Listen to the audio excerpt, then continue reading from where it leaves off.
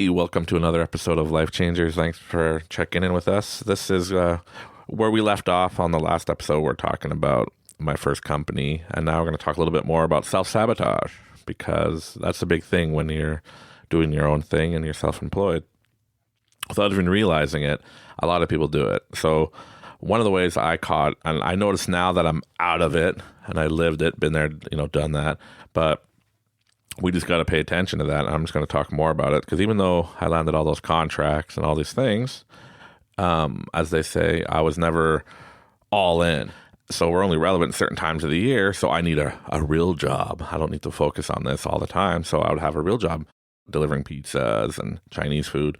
And I had other jobs. And even my business partner at the time, he had a real job, as we say, and that we would focus on our company at a certain time of years. And, we'd make good money, but we were never all in. And I only got into all in after 18 years or so, where I realized what I was doing, which is self-sabotage. We all do it. It's either we're going to recognize it or not.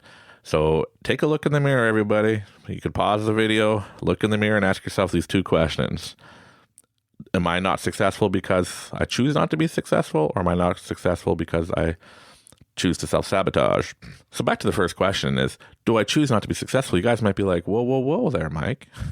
I choose to be successful. Just like you chose to be successful with your first company and you launched it and you trust the universe and you went forth.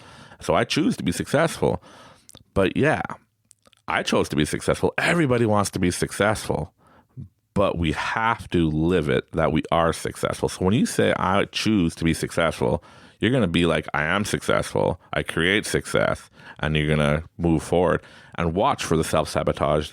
Because the one thing, and trust me, it's going to get real good in later, but the one big thing in the end is we are all programmed one way or another, okay? They're not programmed like, programmed like a computer. No. We're all programmed the way we were brought up. So we self-sabotage because we don't think we deserve it, subconsciously. And I know that for a fact, beyond a shadow of a doubt, that I self-sabotaged myself so many times, and I made up so many excuses. Some of the excuses would be like, well, I'm just not meant to be, right? I'm not meant that contract, or this and that.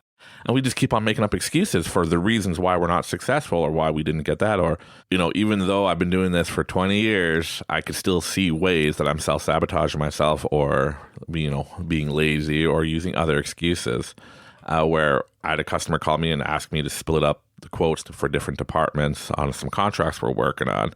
And it's a, pretty good amount.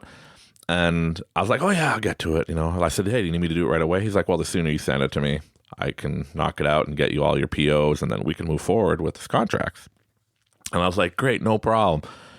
Well, I just found myself sitting around watching, YouTube or TikToks and stuff like that, letting time waste by without even doing the work that I need to do. So now I'm going to have to work later tonight to get her done.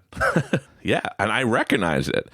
Even though I recognize it, I see things, I understand a lot, and I'm learning a lot, I see it still creeping up, how my mind and my body just wants to go back to its regular, comfortable state of, hey, let's be lazy today. You're successful. You achieved everything. At least I think I achieved everything, but there's always a lot more to learn about any business that you want to start.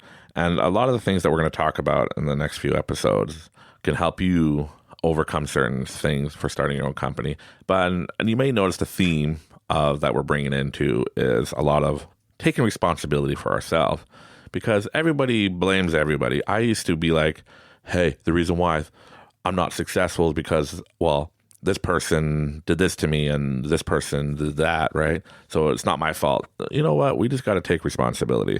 And I take responsibility, and I understand that from the beginning, if I listened to my inner self, screaming at me going, hey, don't do it.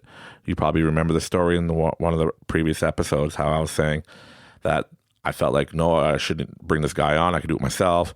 And I just ignored like, hey, and brought him on. And then, well, now we're 50-50 partners. And I didn't think in the end it's a bad thing, but hey, there's your first sign.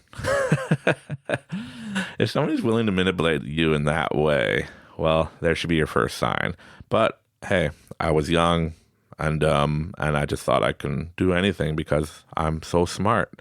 But there's always a lot to learn, and you got to trust your inner self or your gut or your soul whenever the little voice is like, hey, don't do that. And I see the setback.